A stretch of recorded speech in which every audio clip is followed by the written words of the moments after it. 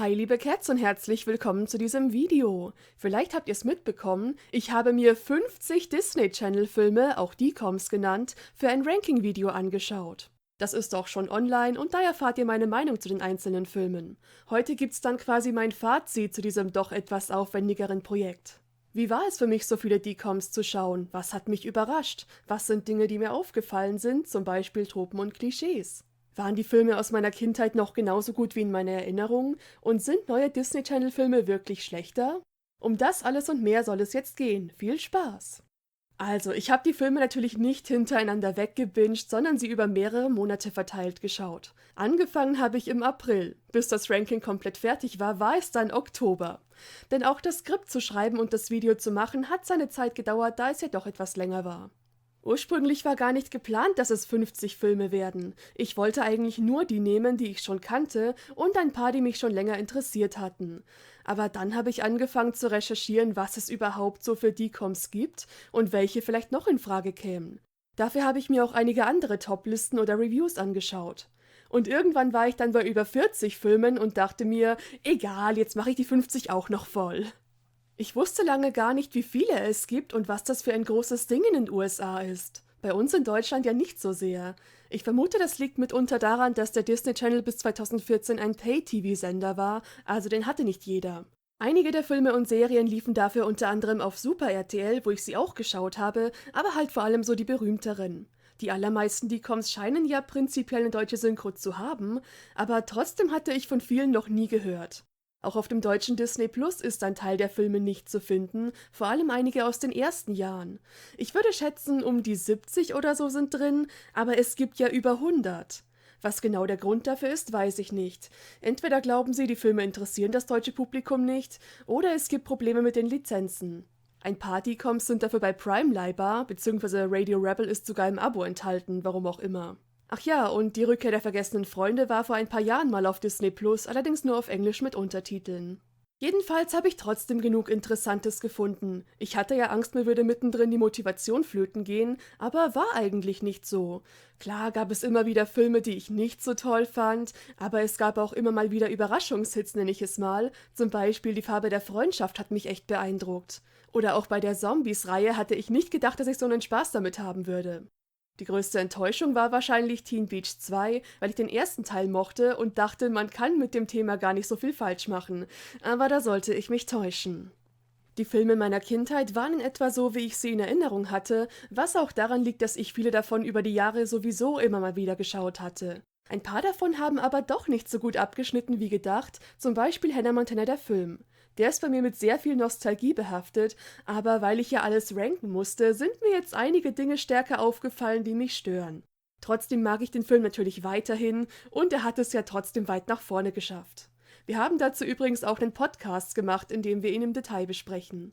Den Zack und Cody-Film hatte ich lange nicht mehr gesehen und ich wusste zwar noch, dass er irgendwie weird war, aber auch, dass ich die Idee ganz interessant fand. Den hatte ich auch schon lange auf meiner Watchlist bei Disney Plus, deshalb war das der erste Film, den ich für die Liste geschaut habe. Und leider war es ziemlicher Müll.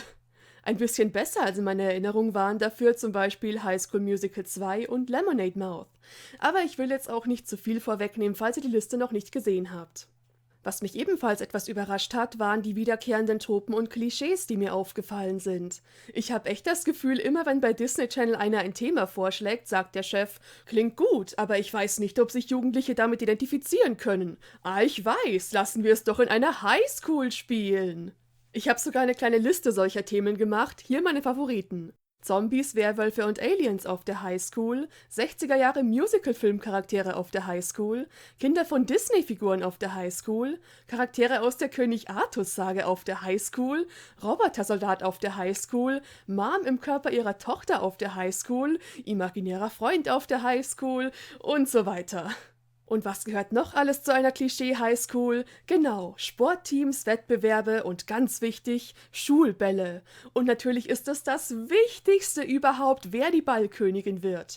Das ist auch gerne mal das Ziel der Schultussi, wie ich sie genannt habe. Es ist krass, wie oft dieses Stereotyp vorkommt. Beispiele wären Sharpay aus High School Musical, Chelsea aus Prinzessinnen-Schutzprogramm oder Tess aus Camp Rock. Oft sind die so das reiche, arrogante Girlie. Und ich muss sagen, ich finde solche Charaktere doof. Mit Ausnahme von Sharpay, die ist immerhin unterhaltsam. Aber meistens sind die einfach nur nervig und flach geschrieben. Und wenn man, so wie ich, gleich mehrere Filme mit solchen Figuren schaut, fällt es einem noch stärker auf. Auch eine beliebte Trope ist, dass der Hauptcharakter irgendein Geheimnis hat, oft begleitet vom sogenannten Liar Reveal, bei dem das Geheimnis irgendwann auffliegt und alle sauer sind. Gerade letzteres wird meiner Meinung nach zu häufig benutzt und ist ein bisschen ausgelutscht, aber im Prinzip verstehe ich, warum sich solche Storys anbieten. Irgendwann hatte ich die Idee, bei so vielen Klischees könnte ich doch einfach ein DCOM-Bullshit-Bingo erstellen. Und tada, hier ist es!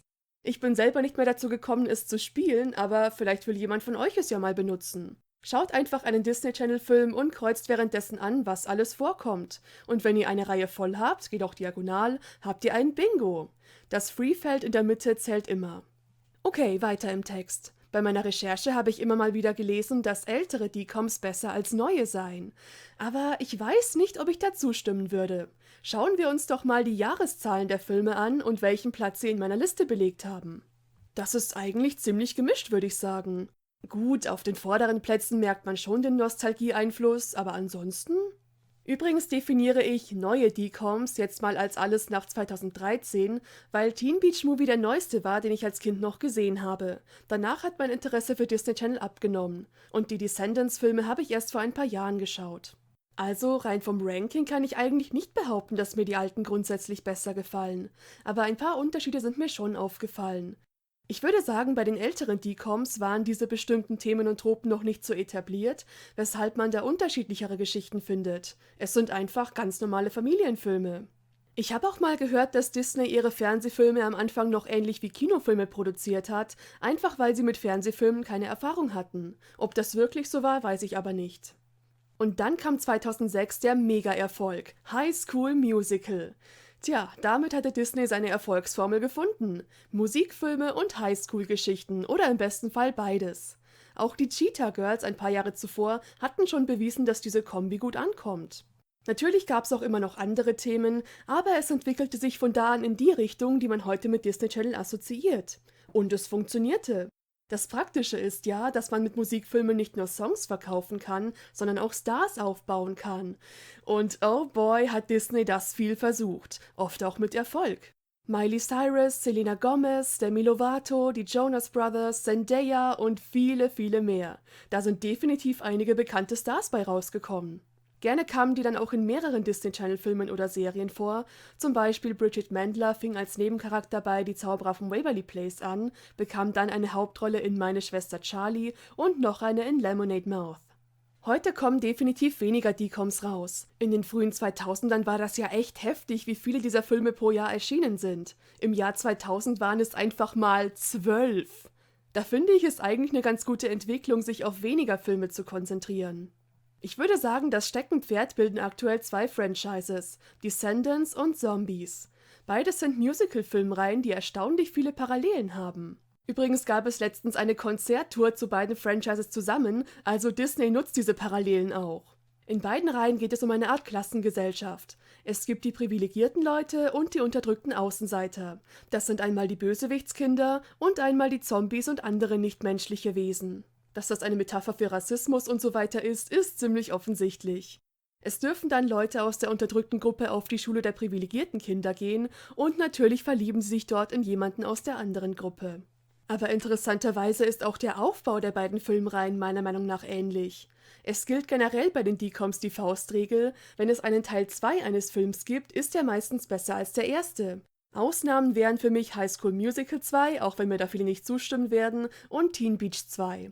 Wenn es aber einen dritten oder vierten Teil gibt, werden die dann wieder schlechter. Auch hier ist High School Musical 3 für mich die Ausnahme, aber gut, das war auch ein Kinofilm.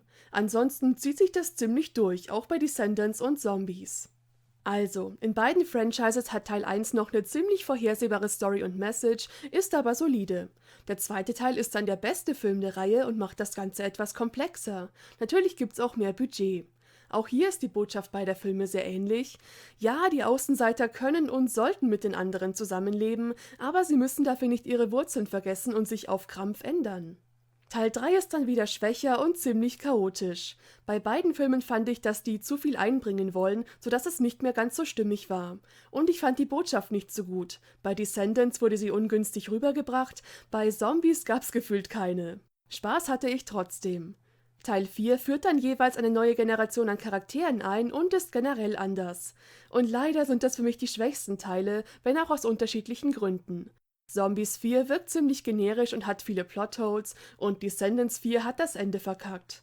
Ist natürlich alles nur meine Meinung, aber ich finde die Ähnlichkeiten schon faszinierend. Ja, das war mein kleiner Nachtrag zum DCOM-Ranking. Obwohl es echt aufwendig war, hatte ich Spaß damit. Ich habe ja doch einige gute Filme entdeckt, die ich sonst wahrscheinlich nicht gesehen hätte. Und auch über die Klischees kann ich insgesamt ganz gut schmunzeln. Es war generell cool, mehr über Disney Channel zu erfahren und was es eigentlich so alles gab. Und ich habe mich lange darauf gefreut, euch im Ranking davon zu erzählen. Und auch wenn ich in nächster Zeit nichts mehr von Schulbällen und dergleichen hören will, werde ich definitiv einige dieser Filme früher oder später rewatchen. Schreibt doch mal eure Meinung zum Thema Disney Channel in die Kommentare und wenn es euch gefallen hat, würde ich mich über einen Like freuen. Danke fürs Zuschauen, ciao und bis zum nächsten Mal, eure Sailor Cat.